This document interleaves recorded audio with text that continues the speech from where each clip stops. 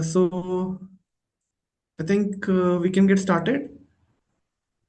Okay. So yeah, thank you everyone for joining. Today we have two sessions.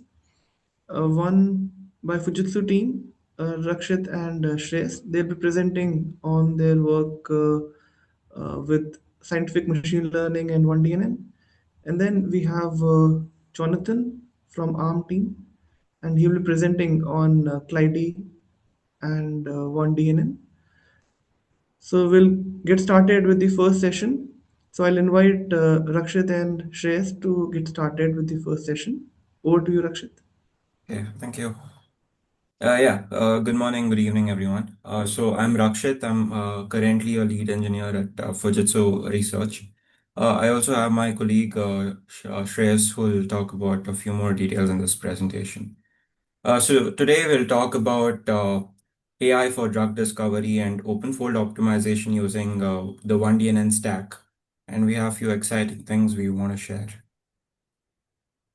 So firstly, I'll introduce what is protein folding, what is the model that we are using for protein folding, what is the JIT BRGEM kernel optimization that is benefiting OpenFold, and also a few benchmark results that we have when we profiled it on ARM CPU. Okay, so what is scientific computing? It is an interdisciplinary field that uses physics, chemistry, biology that rely on mathematical equation to model real-world phenomena.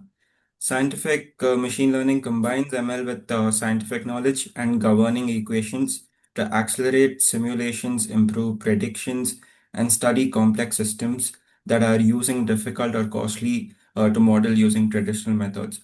So traditionally, any HPC simulations would take usually days or probably even months to get a reliable output. With our modern MLDL stack that we have today, we can probably bring down the compute time to mere hours with more or less similar accuracy.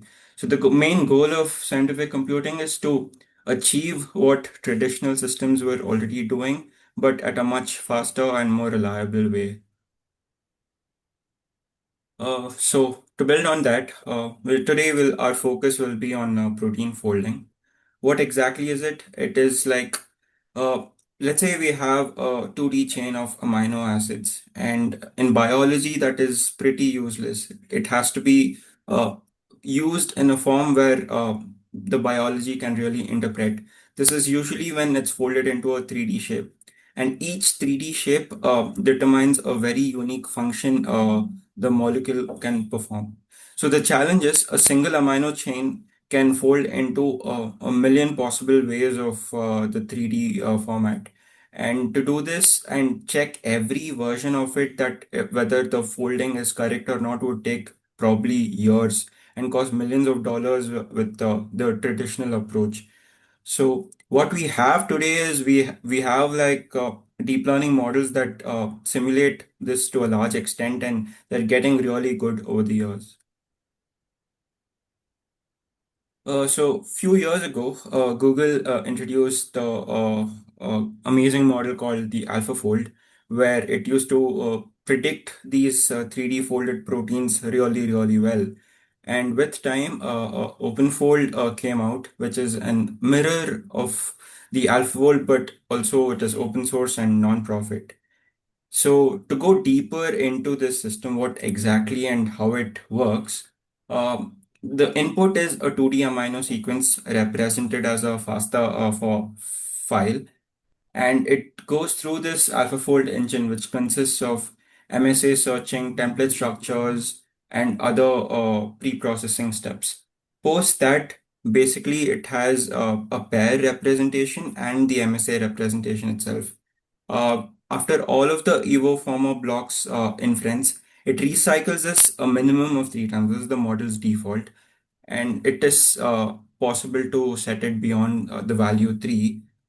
So what this recycling does is after every cycle, it predicts a version of the protein itself. And with every cycle, it refines the final shape completely. And through their research, they found that the bare minimum 3 is a good number. And what it outputs is a final 3D structure with a PLDT and a PTM score. This finally can be used in drug discovery, biological research, biotechnology, and material science. So how exactly do we evaluate this 3D structures, right? Like one score that we get is the PLDTT. So what that means is each of these amino acid chains locally they form a small 3D structure. Like if you see observe these red boxes, these are the local chains within an entire protein. And this is basically what the PLDT determines. It tells how far away or how accurate or how confident the model is in predicting this structure in that 3D space. It's more of a confidence score. And this is enough at the local level, but if you zoom out and if you want to like assess the entire protein in like a 3D space, there are many ways to do it. The industry follows something called the C alpha RMSE score, which is basically a measure of the distance between the carbon atoms of the ground truth and the predicted structure itself. And when this score is less than 2 Armstrong, it's usually considered as a good or a near identical fit to the original ground truth. So, and the whole idea is that we need to assess it across a lot of benchmarks. PLDTT is one, C alpha RMST is one, PTT is also one. And if a model is doing well across all of these things, it generally means that it is a very good system. So we ran a small protein called 1UBQ, which has about 76 residues in length on an ARM CPU with the default stack. It took about 7.3 seconds on a 32 core system and it achieved 0.24 Armstrong as the accuracy. In this, when we try to break it down further, we observed that the matmel kernels were occupying about the 48% and not matmels were occupying the remaining.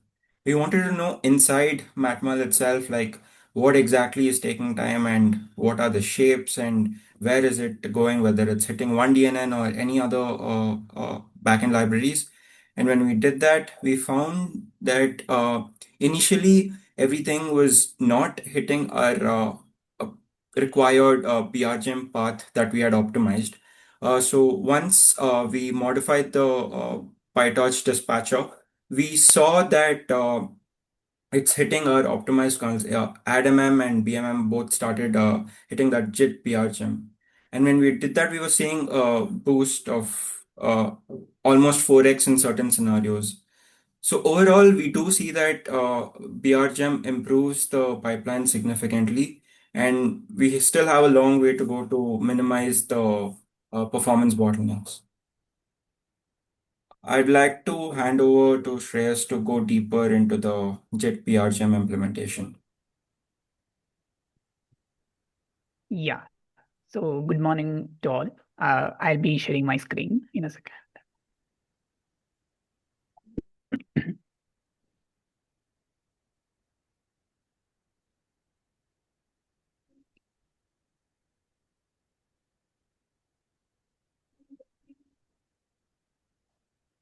Is my screen visible? Yes, Shreyas, we can see the screen, but you can make it full screen. Yeah, sure.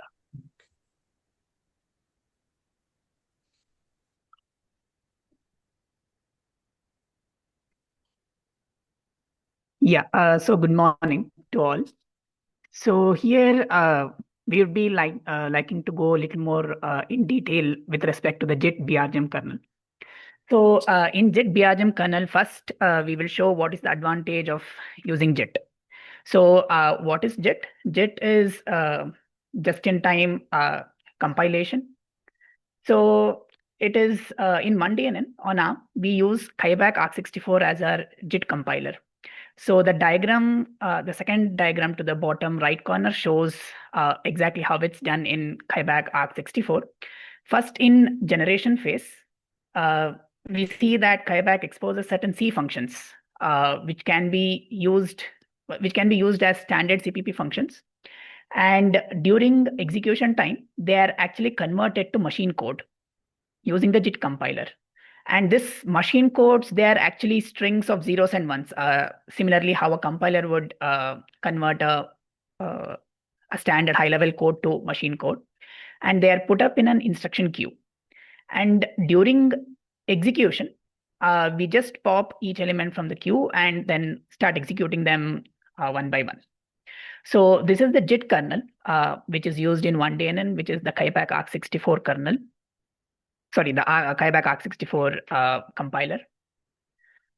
And coming to the advantages of JIT kernel, so JIT enables specialized code generation, which are tailored to actual conditions at runtime. For example, specific input shapes, threads and cores available, etc.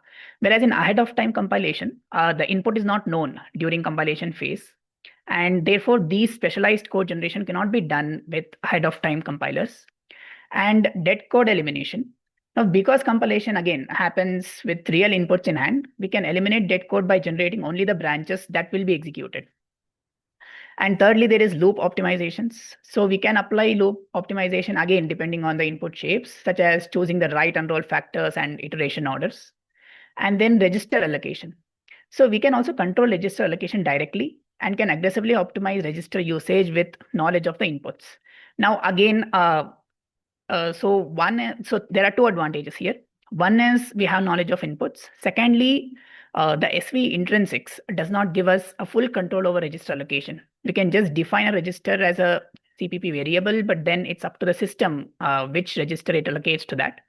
Whereas in JIT, we actually specify a certain register that has to be allocated, and hence we get a more hands-on for register allocation. And next, there is code reordering.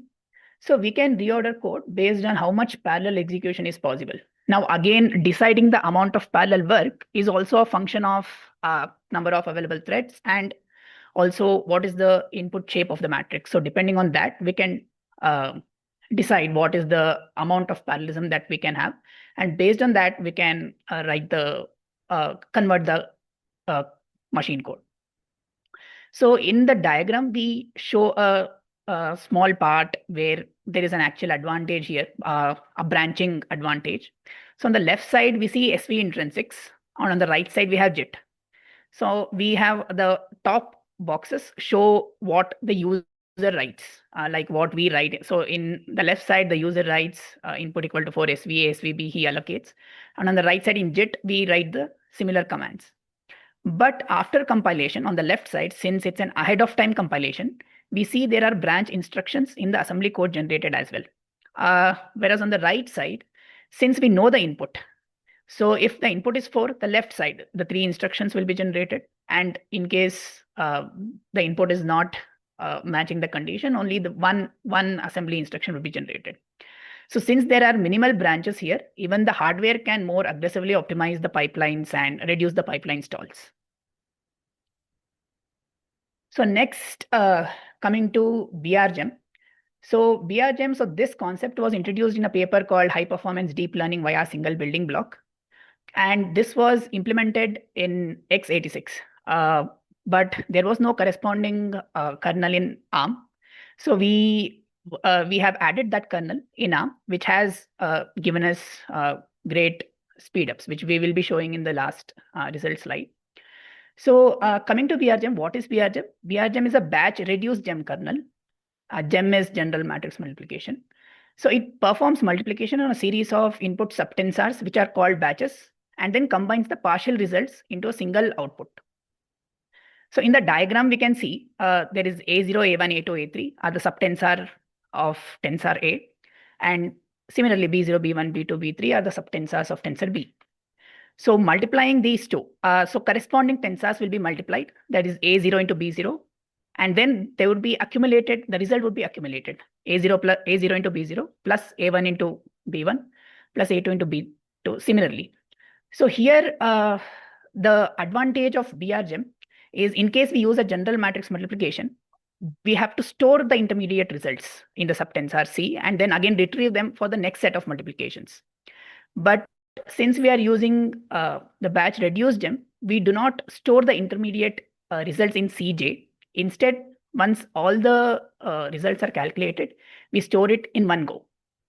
Now, certain reduction operation, if it's a pure matmul, it will not be used, but this BRGEM kernel, for example, is used in convolution as well, in the oneDNN part, where this batch reduction operation is of huge advantage, and hence we get very good speedups in BRGEM convolution as well compared to the traditional convolution.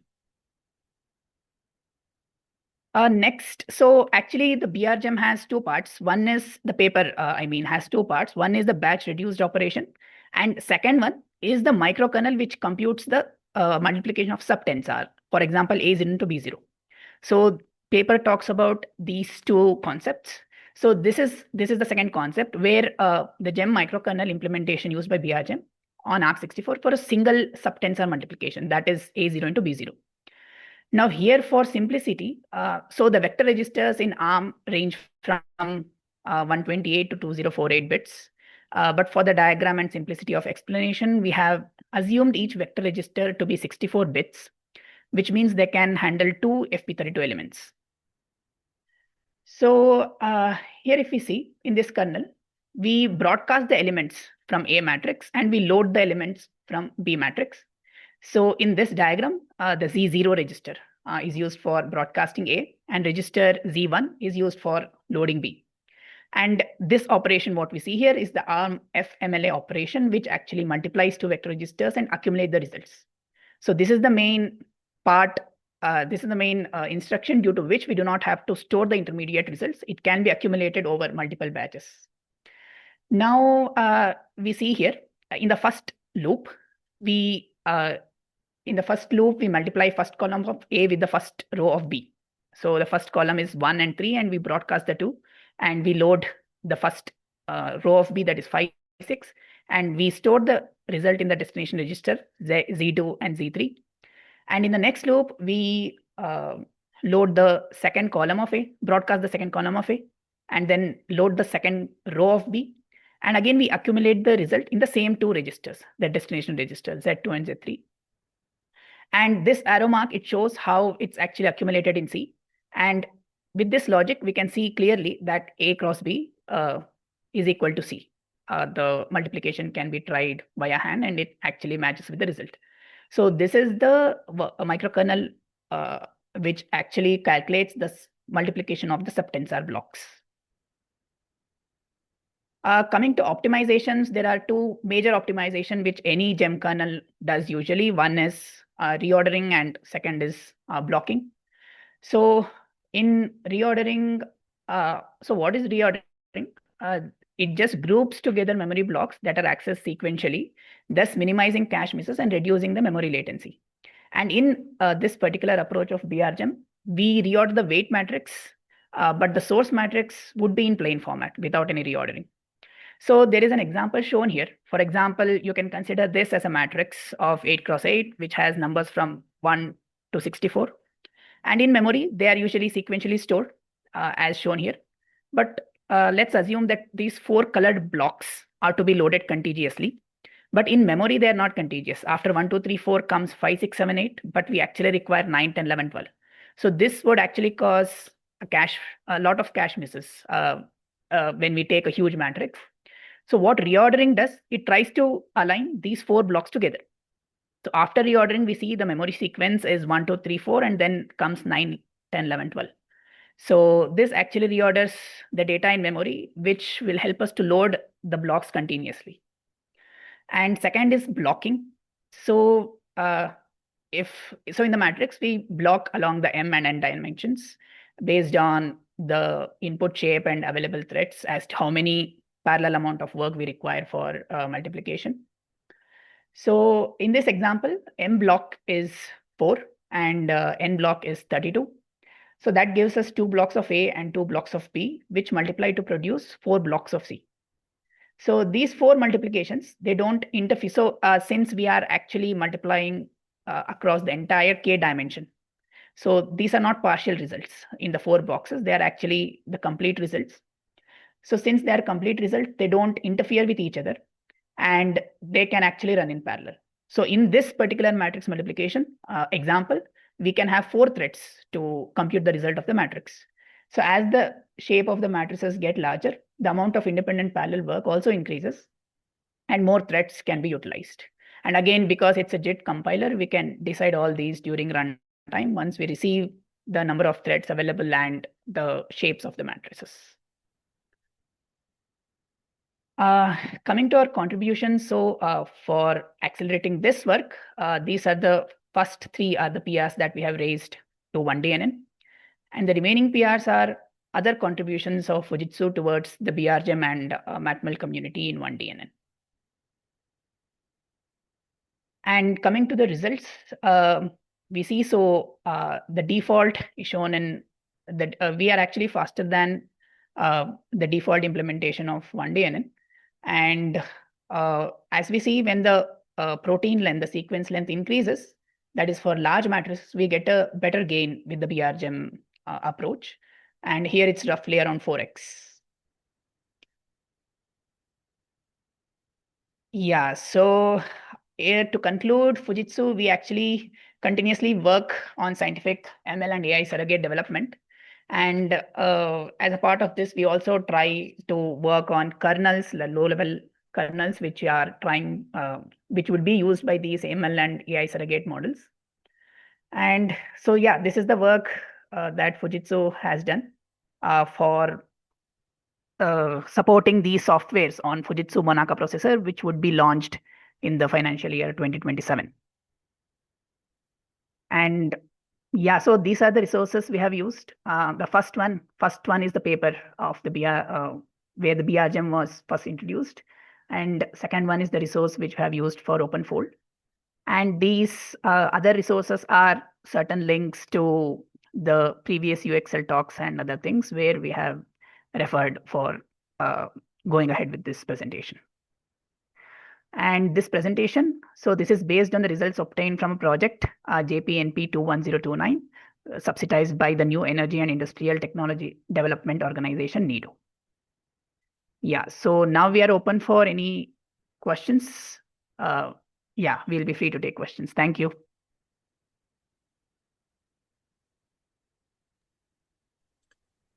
Thank you, Shreyas, and thanks, Rakshith. Thanks for sharing on this topic. Okay, if anyone has any questions, please share, or you can also put in the chat.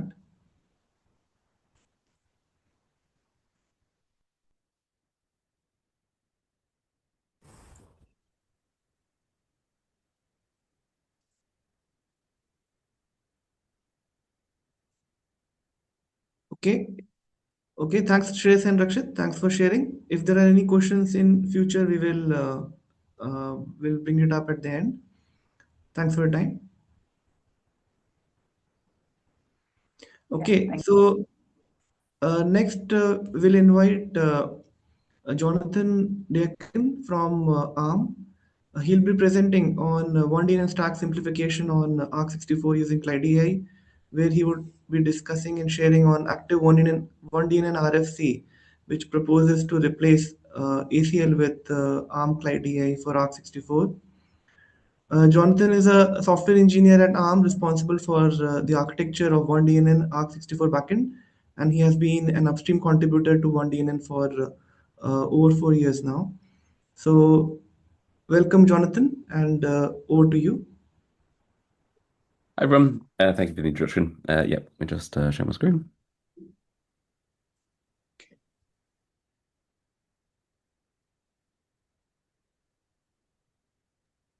Yes, we can see the screen now. Brilliant. Yeah, so as Rakesh said, I'm going to be talking about an active RFC. I've put the link here, but the idea of the RFC is to simplify the stack on ARC64 by replacing ACL with KleidiAI. Yeah, so very, very short and summary. What are we doing? We're replacing a key component of oneDNN for ARC64.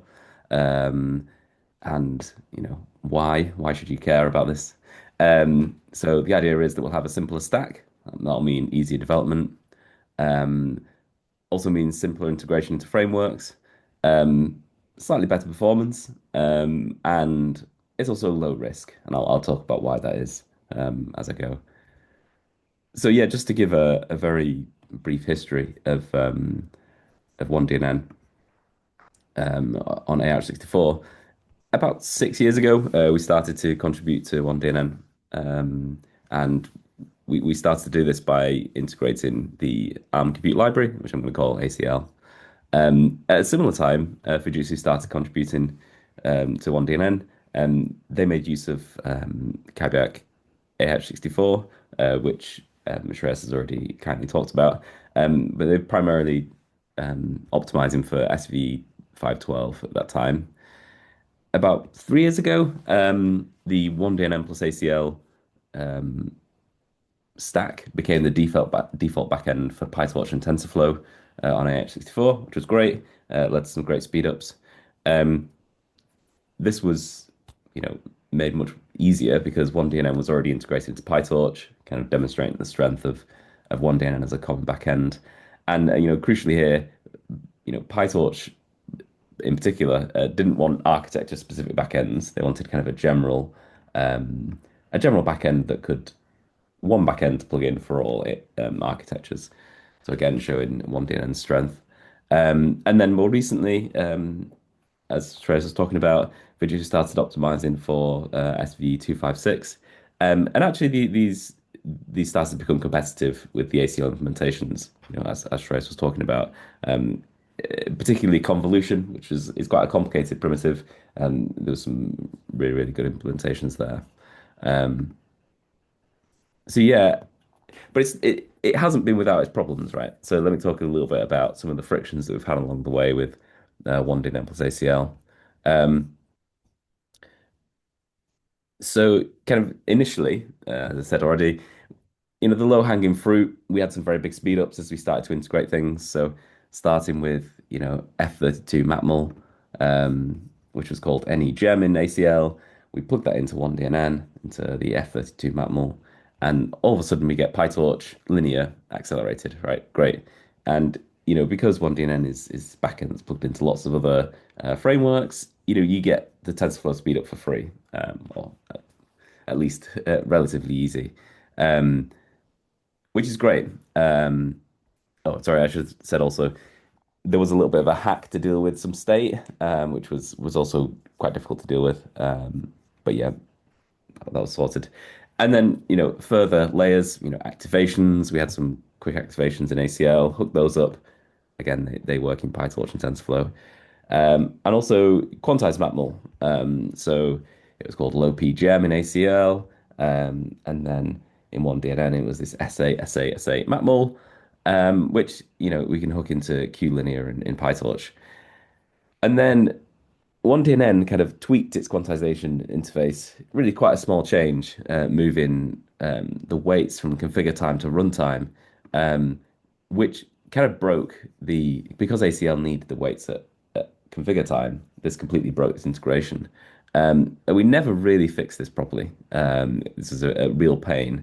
And it was a pain because ACL had this really baked into its architecture that it had the weights at configure time and the quantization parameters at configure time. Another point of friction was that we added these kernels to ACL that allowed frameworks to cache reorders. These were called fixed format. That's what the words that ACL used for them. But in hindsight, this took a really long time to implement, I think. And it turned out to be very complex. We find that people struggle to understand how this stuff works. And, it's kind of needlessly complex. And also it never really fit into ACL's model either. We added it, but it never really fit well into the ACL API. So yeah, definitely a history of some friction. So kind of just to summarize that a little bit, why is oneDNN plus ACL not a good long-term strategy?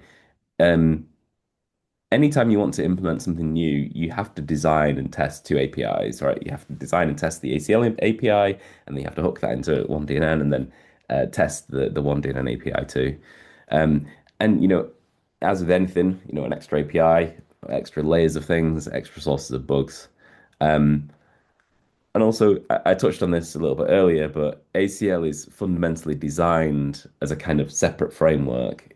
It's fundamentally designed to be a bit different. So it wants to cache reorders, it wants to manage its own threads, it wants to manage its own memory, and because it's this separate library, it requires a separate build step, extra flags, and we've always had these kind of awkward framework integration extras, separate build scripts in PyTorch or separate build steps in TensorFlow, which kind of cause friction.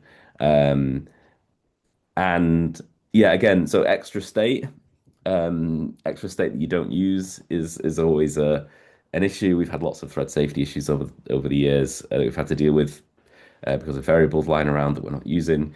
And also, this is currently blocking our use of the async runtime, which it's used in XLA. And yeah, we have put in some clever workarounds, for the threading, etc. These do add extra overhead. They do add a little bit of overhead to the threading runtime.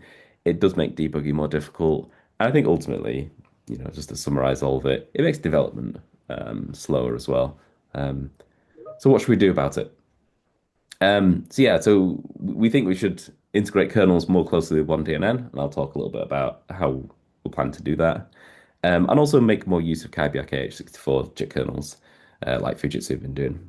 Um, to kind of talk a little bit more concretely about what I mean, I'm going to explain what I mean by replacing ACL with ARM KleidiAI. So ARM KleidiAI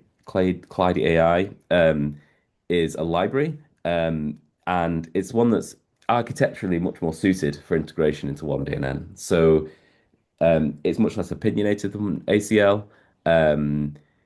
It's um, Yeah, so specifically here we mean there's a library inside KleidiAI called experimental ops. Over time it will be stabilized, but it's actually the same as the gem kernels inside ACL. So that's kind of low risk because because we're essentially using the same kernels just without the layer in between. We've kind of already tested it in some sense. So it's low risk, but we get a simpler stack as well. Um, and as I said, it's quite opinionated and lightweight. So for each execution, it's lightweight enough that we just create a new gem object. So there's no state between execution, which was the problems we were having with ACL. Also, that gem object, the execute function is single threaded, which means that we can use oneDNN's native thread runtime and just call that function for every thread. Um, and again, because it's this much simpler library, it can be statically linked into oneDNN. We get a simpler build and we get simpler debug. Um, and we could use these kernels to power oneDNN operators like mapmul, convolution, inner product, and deconvolution. Um, just this is I put a link on the title slide of a proof of concept branch, which is now up. And these were kind of our preliminary benchmarks. So you can see numbers less than one mean that the proof of concept branch is faster. You can see that problem in each of these squares, the problems higher up are smaller and further to the right is more threads. So you can see this is consistent with reducing overhead. So we tend to see larger speedups for small problems and high numbers of threads. But broadly speaking, for these big problems on moderate numbers of threads, there isn't massive speedups, right? We think that primarily this change is for improving our development velocity, but we get some nice speedups as well. So I mentioned mapmul, conv, deconv, and inner product. Um, sorry, excuse me.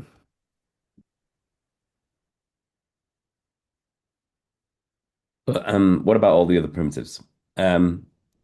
So this table kind of describes for each primitive and data type what we plan to replace the existing ACL primitive with.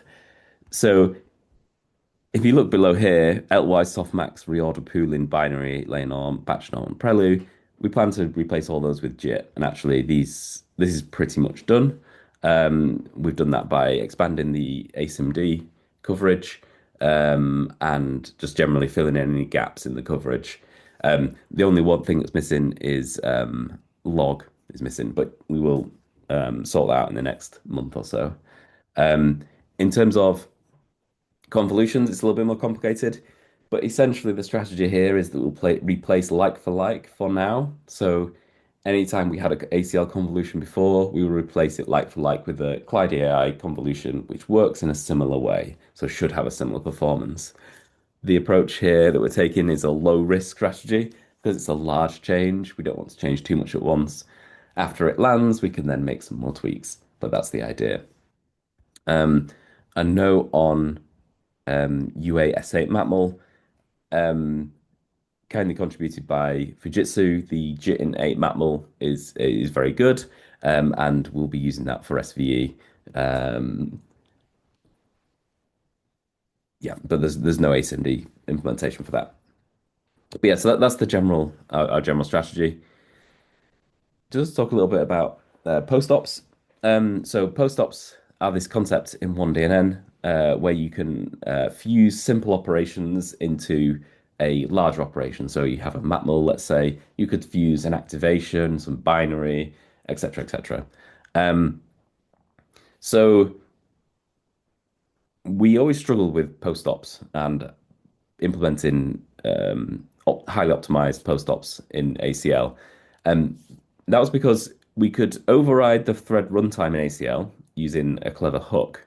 But the problem was the execute loop was still in ACL, right? So this is this number one here. So this is just a sketch of the code, but essentially in oneDNN's execute, you call the ACL kernel execute, and that spawns the threads, runs the operation, and then synchronizes the threads again, and then exits, right? And then you execute the post ops, which again does the same thing, right? So you have a thread barrier there. Because the execute loop is entirely inside ACL, you can't do any kind of fusion. But moving to the lower level KleidiAI kernels, you can now see that inside the oneDNN execute, we now, because we have a single threaded KleidiAI kernel, and we're using the oneDNN native parallel primitives, and we can call a single threaded execute and then a single threaded post op on just the part of the let's say matmul that this kernel was operating on. So this allows us to remove a synchronization barrier. Ideally, also the destination will still be hot in the cache. So yeah, we get a much closer fused post op and some nice speed ups there. We could also take this a step further. So we're planning to do number 2 before the next release. In the future, we could also this transition also allows us to optimize it further. We could add an endpoint to KleidiAI to pass in post ops, and then you could guarantee KleidiAI could execute the post ops on each tile, and then you would ensure that the destination is still in L2 cache, so even hotter. We haven't done this yet, but this is planned.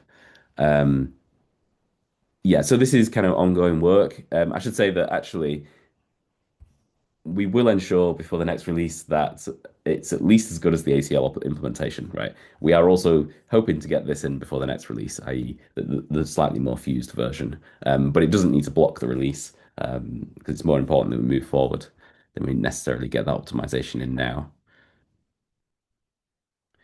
So yeah, I've been talking a lot about testing and migration, and I should say this is a checklist I took from the RFC, and it's kind of in progress, right? So we've released the version of KleidiAI that we want to use. I was talking before about this experimental ops directory. That's done. That was actually yesterday. It's a tagged release. We've been removing the non-matmul ACL primitives one by one because that's kind of independent. As the JITted ones reach parity, so here 2 examples. We removed ACL batch norm and layer norm. Removed prelu as the JITted implementations came up to the same speed and coverage. So yeah, that's in progress and will continue over the next couple of months. Yeah, and we're now in this phase of collecting and addressing feedback about this proof of concept. I would highly encourage anyone, if this affects you, to try it out, see what it's like. Um, and we don't want to rush this process. We're going to take our time on this, and if anyone has any regressions, we can address them. And equally, we need to agree on with the community an approach to integrate KleidiAI into oneDNN. This has mostly been done, but I'll discuss that in the next slide. The RFC has been up for I think about a month now, so we've been collecting comments on there. Yeah, so another thing is this is going to the oneDNN that is created from this will be integrated into other frameworks, and we want to check ahead of time whether or not that's going to cause problems. So we have this integration proof of concept build of PyTorch. You can actually try this out. So there's a Docker pull here. This will give you a Docker container with PyTorch inside and some examples that you can play with. And you could try this out and see if there's any issues. So this is kind of, I would say, beta quality. If you find issues in this, please report them on the RFC or on the pull request for this, or just get in touch, and we'll do our best to address those before it goes into oneDNN. And then hopefully, once we've ironed out all the bugs, we'll merge this branch, this replace ACL with KleidiAI branch into oneDNN when it's approved. I expect this to take, another month or so, hoping for, yeah, ideally in the next couple of weeks, and we could deal with any problems. Because there's just been a oneDNN branch cut, we then get 3 months before it ends up released. So we have quite a bit of time that we can iron out the problems in the integration. And then once that oneDNN version is released, I think it'll be 3.14, that's what we're targeting. We'll have to deal with the downstream effects of removing ACL and frameworks. Somewhat de-risked by this tool solutions. It's our proof of concept build. Somewhat de-risked by this proof of concept build. And we already have a PyTorch draft PR up. Obviously, we can't merge that yet because it's not going into oneDNN yet. But this is what we're using to build. And again, we can collect comments on there as well if anyone has them. Yeah, so I mentioned a little bit about, we need to get agreement with oneDNN community on how we integrate it. So the reason I put approved here is Vadim's already said that he's happy with number one. If anyone does have any major issues with this, it's not the final word yet. But ideally, we're going along with option one. But just to briefly go over this, there are kind of three ways that we can integrate KleidiAI into oneDNN. We can put it straight into the third-party directory, which is how oneDNN currently manages its third-party dependencies. We can use CMake fetch content, or we can build it separately like we do with ACL. So the pros of the first method is that it's very simple and reliable, which is why oneDNN works like this for most third-party things. The big advantage of it is that currently ACL is a separate library that you have to add a flag. You have to build it separately and then add a flag to link it dynamically into oneDNN. But this would allow us to have a fully accelerated AH64 build without any extra build flags, which would solve a lot of pain points in the framework integrations. The con here is that you have a slightly increased source size for all platforms. There's about an 18% increase, or about 15 megabytes, which is not enormous, but it's certainly significant. Another approach is to use fetch content, and the pros of this is that essentially updating KleidiAI is just changing a hash, because to fetch content you provide a URL and for the Git repo and a hash for the version that you want. And again, you would get a fully accelerated AH64 build without extra build flags. The cons of that is that fetch content is not currently used in oneDNN, and also fetch content requires an internet connection during the configure stage, which would break some build systems, like Bazel probably. Although Bazel will be handled outside of CMake anyway. But either way, it's kind of there is a little bit of risk in that because it's not currently being used. And the third option, which we don't particularly like, is similar to how we integrate ACL. So in that sense, it's low risk. But the cons are that we again have all downstream projects have extra build flags and steps, which historically has caused a lot of friction. And also, as there is with ACL, there's kind of no canonical version of ACL that you can build oneDNN with. There's a minimum version, but there's no kind of this is the exact one that we say is good. And equally, the same would be the case with KleidiAI, which is not ideal. Um, but yeah, as I said, the team is happy with number one. If anyone has any issues with that, that's we can discuss that, and that's still open to discussion, I would say. Um, so yeah, just to summarize again, a very similar slide to the first one. What we're doing, replacing ACL with KleidiAI in oneDNN for AH64. Why? Simpler stack, easier development, simpler integration into frameworks, better performance, and lower risk. Um, so yeah, I think this talk has been reasonably short because I think I wanted to get the most important thing about an RFC is, well, it's a request for comments. So I wanted to leave a healthy amount of time for discussion. If anyone has comments on what we're doing here or concerns or yeah, I'd be really happy to hear them. Thanks.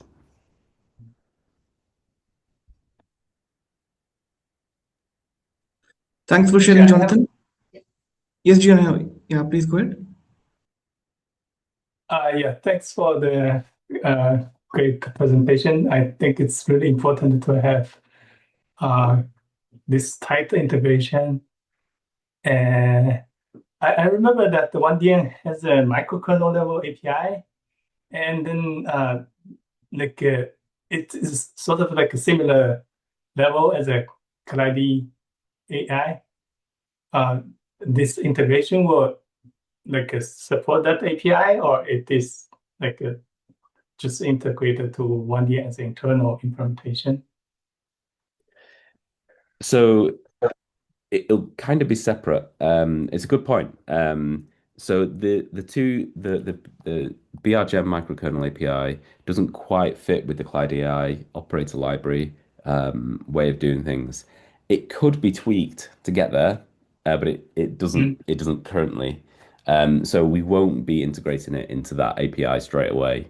Our current strategy with that is to keep extending the JIT BRGEM kernel, but we may change that in the future depending on where that goes. But no, if you look at the proof of concept branch, we are integrating directly into KleidiAI MapMul, which is the primitive interface, and again, introducing another primitive implementation called KleidiAI Convolution, and again, just to the primitive interface, not to the microkernel interface.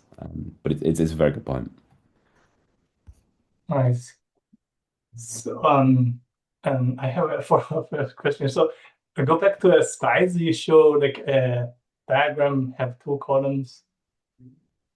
Yeah, I'm not very familiar with this term SIMD versus SVE.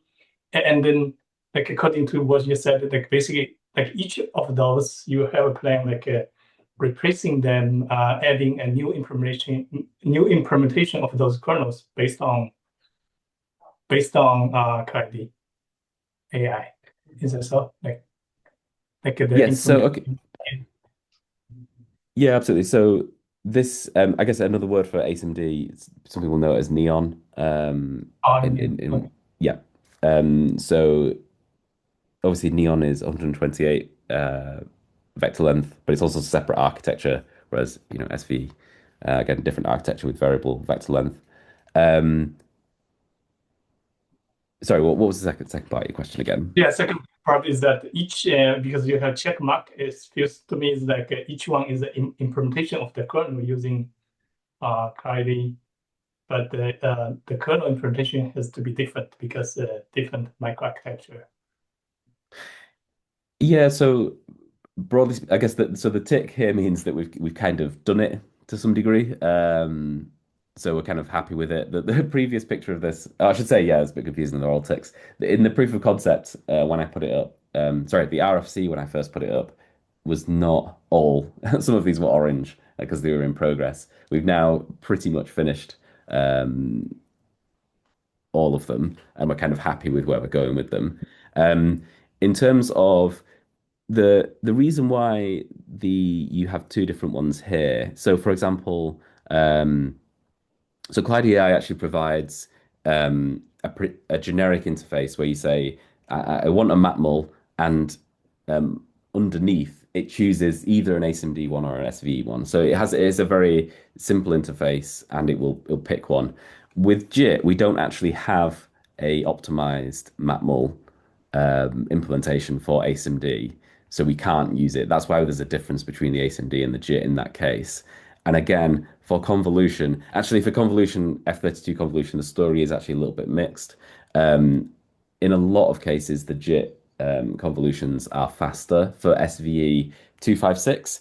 For SVE 128, some of them are not quite as good as KleidiAI. So it's going to be a bit of a mixed picture. But yeah, they tend to be much more highly specialized, the JITted kernels. So there's things like JIT Uni 1x1, JIT BRGemConv. There's quite a few of them. But yeah, it's certainly a mixed story there. And there's for matmul and convolution, there are no asymd implementations of of those as primitives. I think apart from depthwise actually, because depthwise is much simpler, which is why we have this mixed picture of KleidiAI and JIT for those. Thanks. Yeah, we also have Dimitri from oneDNN teams here. Sorry.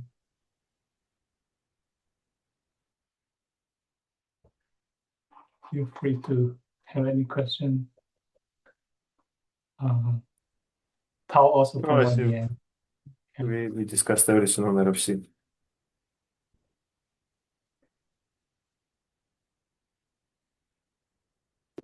From anyone, Genetic ignores the excuse and says they'll be hunting together.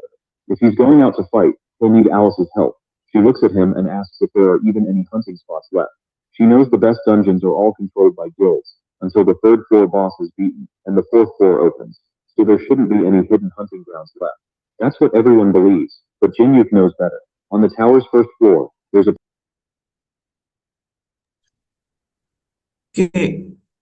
Thanks, Jonathan, for sharing. Any other question from anyone?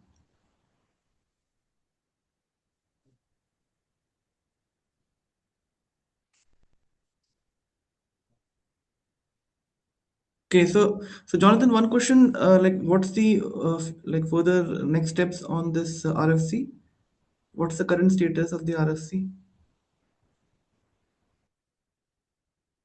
So I guess the next steps are, collecting feedback. I think it has actually been approved, but I think we just want to, collect any other feedback in the next kind of week or so, and then, I guess given that it has been approved and it's generally positive feedback, the plan is to, work on the proof of concept branch and get that integrated into oneDNN. So if there's no negative feedback in the next week or so, we'll try and get this this branch in to oneDNN. Okay, thanks. And among the options which you mentioned, option one is the one which seems to be currently approved, and it mentions that it will be adding KleidiAI to the third party. Here, third party is oneDNN or something else. Yeah, so this would be oneDNN, the third-party directory inside oneDNN, which is where the other third-party dependencies are stored. It's actually in tree, so unlike PyTorch, which uses Git submodules, we would literally copy the code and put it into oneDNN's third-party folder, and then it would be stored in tree. Okay, thanks. There's one question online from Tao LV. What will be the required changes in PyTorch or TensorFlow after this change? Yeah, that's a good question. So for the changes to PyTorch, you can have a look at there's a link to a draft PR which shows the changes. There's quite a few changes in PyTorch because we currently have quite a lot of flags and checks about whether or not there's oneDNN and whether or not there's oneDNN plus ACL, which kind of changes the behavior of different operators. So essentially, those will be going away in PyTorch.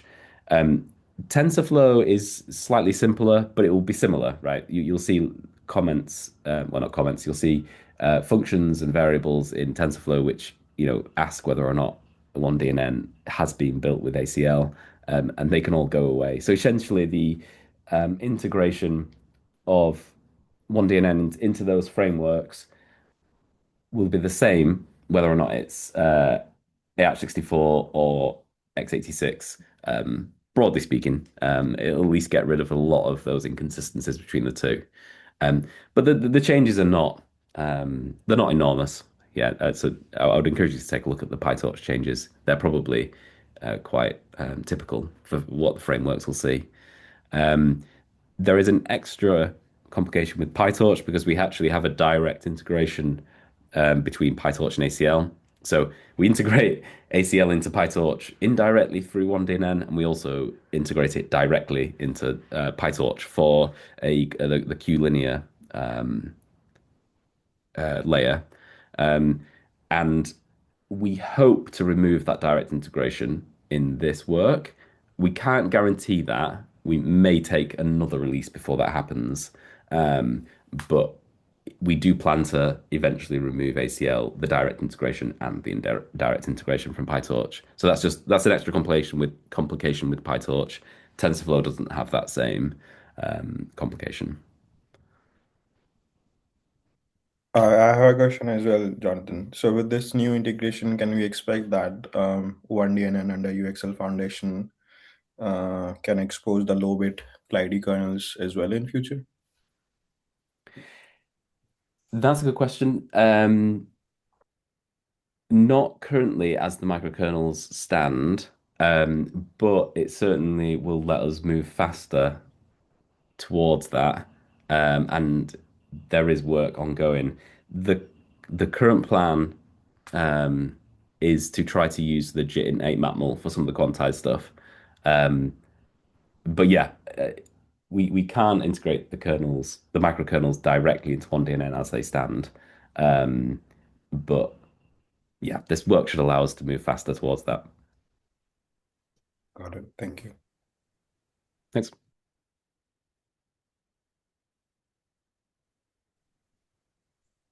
Okay, thanks, Jonathan. Any other question from anyone? Well, last question from my side, Jonathan. In option 1, the cons which mentions 18% increase in the source size, was there any discussion in the community, and are there any mitigations which we are planning for this con? We've not discussed any mitigations. I guess one aspect to this is how much we expect the source code to change, and because if the source is constantly changing, then people are downloading lots of code constantly. But yeah, that shouldn't change too often. We don't expect lots of updates to that. But yeah, I don't think there is a mitigation for this, unfortunately. But I think any mitigations would probably complicate it more than is necessary. So yeah, unfortunately not. Okay. Okay, thank you so much, Jonathan. Yeah, any other question from anyone?